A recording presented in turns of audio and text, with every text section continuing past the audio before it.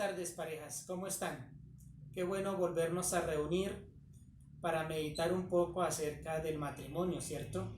Hemos estado con esta serie los mandamientos del matrimonio y hoy vamos a pensar en el noveno mandamiento.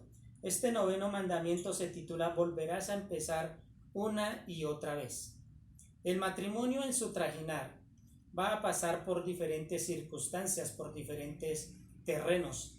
Debemos decir que el matrimonio con el tiempo de seguro va a pasar por terrenos hostiles. Esta hostilidad no solamente viene por los dos cónyuges, ¿cierto? La forma de ser de ellos, sus pensamientos, sus costumbres, sino que también esta hostilidad va a provenir de los hijos posiblemente, de pronto del ajetreo y de la presión del trabajo, de pronto las diferentes circunstancias en el colegio de nuestros niños, de pronto los problemas que pueden surgir financieramente, los problemas que pueden tener nuestras familias, ¿cierto? Y todo esto lleva a un clima, a un ambiente en el matrimonio que es hostil. Y es por eso que debemos pensar un poco en la necesidad de empezar una y otra vez. Es necesario empezar a pensar un poco en hacer ajustes, en hacer cambios, en pensar en volver a empezar, ¿cierto? Para darle un respiro a nuestro matrimonio y para darle nueva energía a nuestro matrimonio. Es necesario volver a empezar. Debemos pensar un poco en las estadísticas. Las estadísticas nos dicen que el 50% de los matrimonios terminan en divorcio. Es como la pareja que está allá a punto de dar sus votos nupciales y alguien se les acercara y les dice cuidado porque su matrimonio tiene el 50% de terminar en divorcio, ¿cierto? Eso es una noticia que de pronto nos alarmaría o alarmaría a esa pareja. Como si usted saliera a pasear y antes de salir a pasear, antes de salir a este viaje, alguien le dice, hay 50% de que ustedes terminen muertos hacia el destino que ustedes van. El destino es muy bonito, pero las estadísticas nos dicen que el 50% sufren accidentes en el camino. Entonces usted empieza a manejar con cuidado, usted empieza a mirar allí la velocidad y tratar de no sobrepasarla, a tener en cuenta las señales de tránsito, en fin, con el objetivo de llegar allí hasta su sitio de descanso, ¿cierto?, de paseo. Asimismo, el matrimonio debemos pensar que es un viaje en el cual nos exige que debemos tener mucho cuidado. Pensando en esta estadística del 50% de divorcios, debemos decir que estos divorcios traen dolor, traen destrucción no solamente para la pareja, para cada uno de los cónyuges, sino que también trae problemas para los hijos. Sufren los hijos, sufren los familiares, aún la misma iglesia se ve afectada por el divorcio, porque debemos decir, entre otras cosas, que esta tasa de divorcios no solamente es para los matrimonios no creyentes, sino, escúchelo bien, también los creyentes, los matrimonios creyentes sufren de divorcios y hay una alta tasa de divorcio en las parejas de la iglesia, y eso es preocupante. Entonces debemos pensar en esto. Ahora bien, el divorcio delante de los ojos de Dios dice que Dios odia el divorcio. Esto nos lo dice en Malaquías 2, capítulo 2, versículo 16. Dios odia el divorcio. Entonces debemos empezar cada momento en empezar una y otra vez. Volver a empezar. Recuerden que Dios es un Dios de segundas oportunidades, ¿cierto? Y Dios es un Dios que se encarga también de arreglar. Es un Dios que repara. Es un Dios que hace las cosas nuevas. Entonces debemos decir que nuestro matrimonio tiene posibilidad, tiene esperanza, porque contamos con un Dios que está con nosotros y que nos ayuda a arreglar y a llevar un matrimonio feliz. Vamos a pensar un poco en los malos cimientos que a veces empiezan nuestros matrimonios, ¿cierto? A veces hay unos inicios inadecuados, ¿cierto? Entonces está la pareja que de pronto la chica quedó embarazada y entonces buscan casarse rápidamente. Eso es un mal inicio. También de pronto está la pareja que quiere casarse, pero sus familias, hay una oposición, se oponen a esta unión y ellos empiezan a vivir juntos en matrimonio, pero sus familias no les colaboran, no están a favor de ellos y entonces allí hay también un mal inicio. También tenemos parejas que son inmaduras, ¿cierto? Que van allí al altar de pronto pensando en que el amor lo es todo, el enamoramiento, el romanticismo. Y entonces esta pareja empieza con signos de inmadurez, no planteando bien las cosas, ¿cierto? Entonces aquí debemos decir que hay malos inicios, ¿cierto? Esos malos inicios hacen que con el tiempo haya una decepción. Yo empiezo a idealizar a mi pareja, empiezo a idealizar el mismo estado del matrimonio y simplemente terminamos en decepción. Es así, eso es una realidad en los matrimonios. Termina en una decepción. Observe los noviazgos como los planteamos muchas veces, ¿cierto? Y no es por mala intención. El noviazgo usualmente empieza con citas, ¿cierto? Donde hay un arreglo físico de los novios, ¿cierto? Cada encuentro, el novio o la novia se van perfumados, exhiben buenos modales, ¿cierto? Mostrando que así soy yo, de buenos modales, ¿cierto? Que soy una persona aseada, de buena conversación, pero llega el matrimonio y observamos que no es tan cierto. Y allí entonces vemos cómo esta situación hace que cause una decepción en el matrimonio. Debemos decir entonces que esta decepción nos lleva a sentirnos engañados muchas veces. Hay un sentimiento de engaño de que esto no era lo que yo pensaba, esto no era lo que yo quería, ¿cierto? Esto no era lo que yo esperaba, yo pensaba que esto era mejor. Y entonces hay necesidad de volver a empezar. Debemos tener en cuenta entonces los malos cimientos, que es normal en muchos matrimonios, en la mayoría de los matrimonios, ¿cierto? Entonces, malos cimientos muchas veces están allí presentes. Vamos a observar un matrimonio que empezó así. Se nos relata en la Biblia de un matrimonio que no tenía posibilidades. Se nos habla en la Biblia, allá en Génesis capítulo 26 aproximadamente, de un gran engañador. ¿Cierto? Ustedes tal vez ya sepan de quién es. Se trata del caso de Jacob. Jacob se nos dice que se fue hacia la tierra de sus padres a buscar esposa. Fue allí, encontró a Raquel, inmediatamente quedó prendado de la belleza de Raquel. Parece que era una chica de un buen semblante, tal vez un hermoso cuerpo, y empieza el coqueteo, empieza el amorío y habla allí con Labán, el padre de Raquel, para que se la dé por esposa. Labán también es un hombre engañador. Se encontraron estos dos. Labán le dice: está bien, yo te voy a dar a Raquel por esposa, pero tienes que trabajar 7 años por Raquel, mi hija.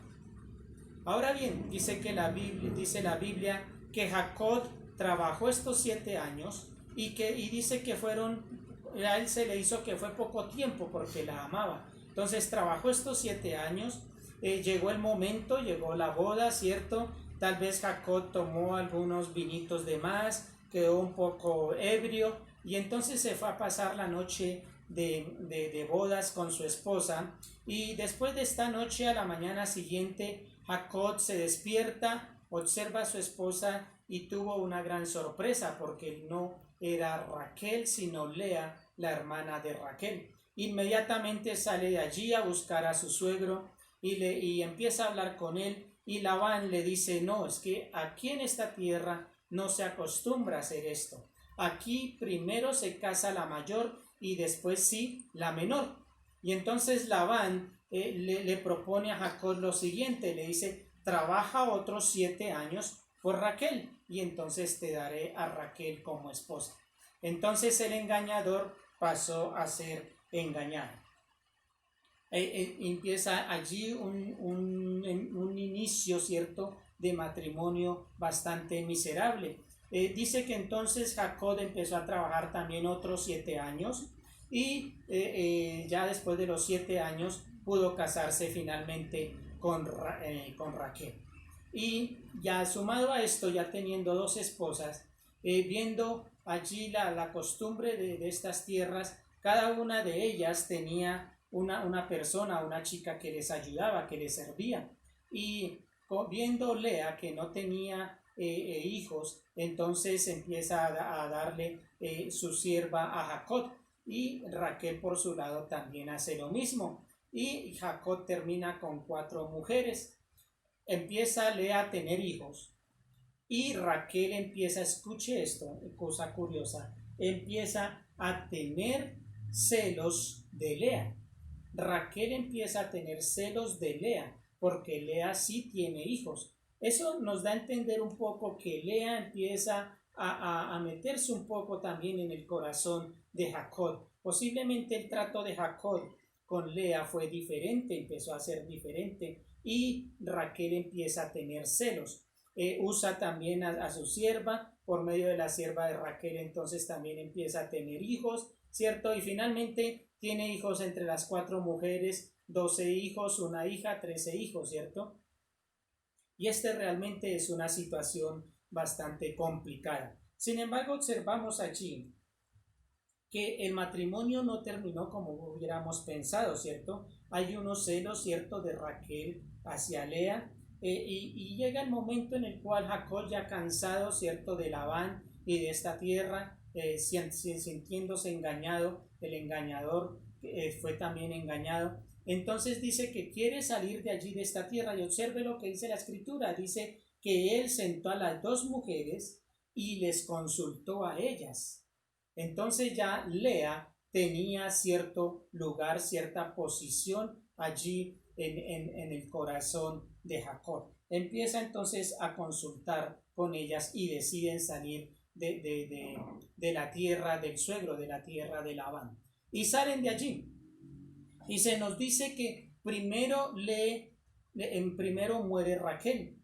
Y Raquel, al morir, Jacob dice que la entierra allí en el camino, tal vez busca algún sitio, ¿cierto?, agradable, bueno, apto para el asunto, y la entierra allí a Raquel y queda con Lea. Lo interesante es que cuando Lea muere, la chica, ¿cierto?, la hermana que no era la que buscaba Jacob, cuando ve que muere Lea, él la entierra en el sepulcro de sus padres, donde estaba allí posiblemente Abraham y Sara, donde estaba tal vez Isaac y Rebeca, y donde posiblemente él también estaría cuando él muriera. Entonces Lea empezó a tomar parte muy fuerte en el corazón de Jacob. Esto nos enseña una cosa muy interesante, y es que los malos comienzos no son determinantes. Los malos inicios no son determinantes. ¿Está bien? Entonces, debemos decir que independiente de la situación en la que se encuentre nuestro matrimonio, es bueno volver a empezar. Posiblemente empezó mal nuestro matrimonio. Posiblemente ustedes que me están escuchando, al pensar en su matrimonio, cómo inició, las situaciones y problemas que están surgiendo en este momento, posiblemente ustedes están pensando que es un matrimonio miserable o es un matrimonio sin posibilidades, pero el matrimonio en realidad tiene esperanza, porque los malos inicios y las malas situaciones no son determinantes. Debemos volver a empezar una y otra vez. Vamos a observar 6 aspectos para empezar una y otra vez, ¿cierto? 6 aspectos. Vamos a empezar con el primero y vamos a hablar de la aceptación. En Romanos 15:7 se nos dice lo siguiente: por tanto, recibíos los unos a los otros, como también Cristo nos recibió, para la gloria de Dios. Dice, recibíos unos a otros. Primero debe haber aceptación. Debe haber aceptación del cónyuge hacia el otro cónyuge. Yo debo aceptar a mi cónyuge. ¿Cómo debo aceptar a mi cónyuge? Debo aceptarlo totalmente. Debo aceptarlo incondicionalmente. Ya he venido conociendo a mi cónyuge, ya sé los problemas que mi cónyuge tiene, ya sé los puntos positivos, los puntos negativos, y ahora se nos dice en Romanos 15:7 que debe haber una aceptación, ¿cierto? Yo debo aceptar a mi cónyuge completa e incondicionalmente. Esto es parte del amor. Recuerde que parte de lo que prometimos en el altar, ¿cierto? Se nos dio una serie de circunstancias y nosotros dijimos, sí, acepto, sí, acepto. Entonces lo que estamos mirando allí es que debe haber una aceptación incondicional de nuestro cónyuge para volver a empezar. Un segundo punto después de la aceptación es la atención. Observe lo que dice Primera de Pedro 1:22. Dice, habiendo purificado vuestras almas por la obediencia a la verdad mediante el Espíritu para el amor fraternal no fingido, amaos unos a otros entrañablemente de corazón puro. Dice, amarnos entrañablemente los unos a los otros, ¿cierto? Y entonces debemos pensar en la necesidad de tener atención por la otra persona. El texto nos está diciendo que debemos amarnos, ¿cierto? Entrañablemente. Es necesario recordar nuestro amor por el cónyuge. Es necesario que la otra persona, el cónyuge, sepa que nosotros la seguimos, le seguimos amando, y es necesario recordarle eso, ¿cierto? Pero el amor en acción se puede resumir en atención. En cómo demuestro a mi cónyuge que le amo, que la amo, pues en la atención. Debo tener atención hacia esa persona. Mi tiempo, mis palabras deben estar listos para atenderla a ella, que ella o que él se sientan atendidos, ¿cierto? Debe haber atención. Entonces hemos pensado en la aceptación, hemos pensado en la atención. Observemos un tercer punto, un tercer elemento, y este tercer elemento es la adaptación.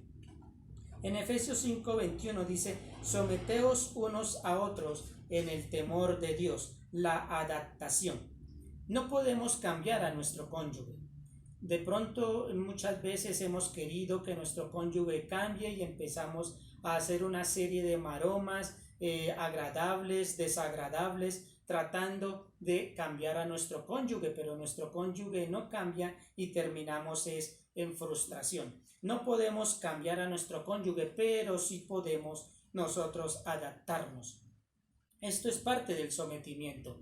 Allí Efesios 5 va a empezar a hablar del matrimonio, cómo debe haber sometimiento del esposo a la esposa en el amor, y sometimiento de la esposa hacia el esposo en reafirmar su liderazgo. Debe haber una adaptación en el matrimonio. Dios es el que cambia. Yo hago lo mío, ¿cierto? Yo trato de cambiar mi vida, mis actitudes, trato de cambiar mi conducta, ¿cierto? Pero quien va a cambiar a mi cónyuge y finalmente quien me va a cambiar a mí es Dios. Dios es el que nos cambia. Entonces debe haber primero, hemos dicho, aceptación, atención, tercero, adaptación. Pensemos un momento en un cuarto ingrediente para empezar otra vez, y se trata de la amnistía. Efesios 4:32 dice lo siguiente: antes sed benignos unos con otros, misericordiosos, perdonándoos unos a otros, como Dios también os perdonó a vosotros en Cristo. Entonces dice que debe haber perdón entre la pareja. Eso es algo muy importante, el perdón en la pareja. Toda pareja necesita de perdonarse uno al otro. El perdón que se nos dice aquí se nos entabla o se nos contrasta como el perdón que Dios ha tenido, que Dios nos ha dado a nosotros, ¿cierto? Dice la Biblia que Dios tomó nuestras culpas y lo echó al fondo del mar. ¿Qué quiere decir esto? No que Dios lo olvide, sino que Dios nunca nos va a colocar en nuestra cara nuestras culpas. En el matrimonio debe ser así, debe haber perdón, pero debe haber un olvido de estas culpas. ¿Un olvido en cuanto a qué? Un olvido en cuanto a que ya hemos perdonado, ahora no le vamos a echar en cara las faltas a la otra persona. Amnistía, como si nunca hubiera pecado, como si nunca hubiera cometido un error. lo hemos echado al olvido. Este es el cuarto ingrediente para empezar nuevamente. Pensemos en el quinto ingrediente. El quinto ingrediente se nos dice que es el agradecimiento. El agradecimiento. Observemos 1 Tesalonicenses 5:11. 1 Tesalonicenses 5:11 dice: por lo cual animaos unos a otros y edificaos unos a otros, así como lo hacéis. Debemos animarnos y debemos edificarnos, ¿cierto? ¿Qué es animar? Animar realmente significa caminar al lado de otra persona. Cuando yo digo que estoy animando a mi esposa, es porque estoy caminando al lado de mi esposa, ayudándole, apoyándole, ¿cierto? Eso es animar, ¿cierto? Edificar indudablemente tiene como la connotación de construir un edificio, de construir una casa, ¿cierto?